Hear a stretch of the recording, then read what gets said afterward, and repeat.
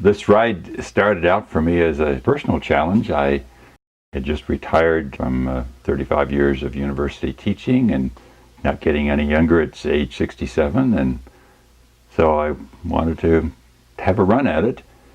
But then as I got more into finding out about this particular ride and the cause for which it supports, the Lung Association, I really got fired up by that. And then I thought of my 6 grandchildren and trying to think of what sort of world we're leaving for them, in particular in terms of the air quality.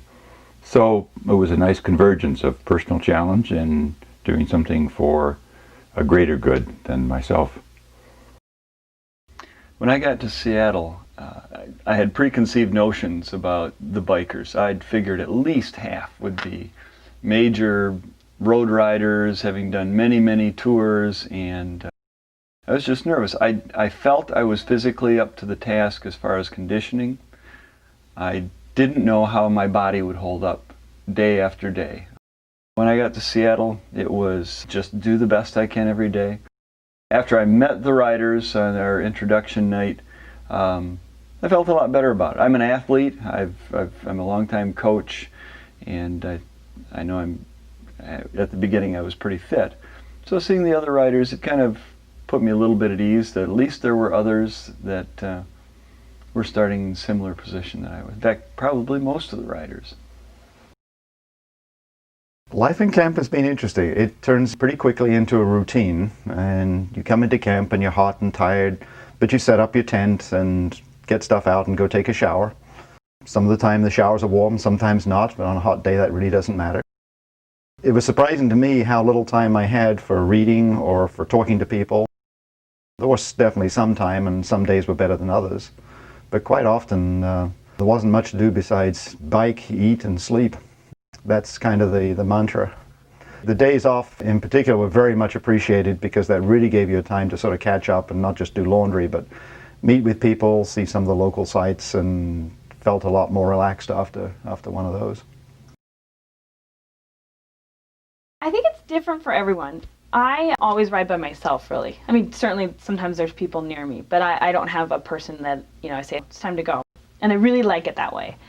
And my aunt said something so funny that I think it sums up the ride for me. She said, "Gosh, Kelsey, very few people take this much time to realize if they really like themselves or not." And when you spend 10 hours in the middle of nowhere on your bike, you really discover what you like about yourself, and you just have so much time to think and almost not think. There's many days where, if you rolled up and you said, "What are you thinking?" I'd say, "I don't know." My mind was kind of blank.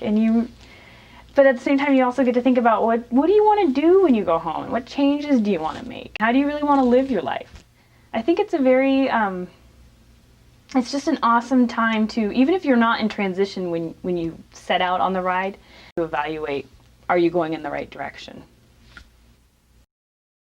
It's great being a part of this group. Everywhere you go, people are asking you questions. Everybody's excited about it. Even this morning as we were walking through Gettysburg, you kind of feel like you want to have your bike with you and your bike clothes on, because if you don't, you're just another person walking down the street. Nobody cares. When you're with the group and you're doing something like this and nobody can believe you're doing it, you tell them you started in Seattle and they just can't even imagine it. It's just a great feeling to be, to even become kind of some kind of minor celebrity to some extent.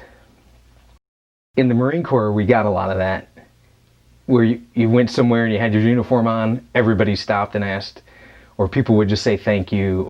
And it's kind of the same thing. You get this feeling of being in an exclusive group and people want to know about it, people want to talk to you about it, so it's just something exciting to be a part of. I would imagine that for a lot of people it's a life-changing event, because if you've gone through life never really being in part of something that everybody gets excited about, and then you're in it, now it becomes very exciting. The big ride is hard to describe. To me, it's a challenge for myself to accomplish something. It's a way to do something bigger than what I've done in the past for the Lung Association. It's doing something that's well outside of the envelope of things that I know I can do. And It's just something big, doing something big. I now have 31 incredibly close friends. The riding across the country, the day-to-day stuff, the accomplishment of doing that pales in comparison to meeting these people.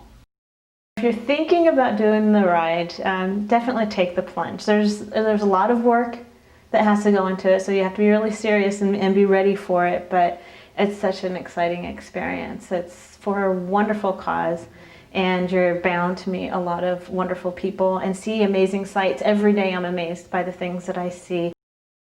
Anything worth doing is going to have challenges, and it's also going to be extremely rewarding.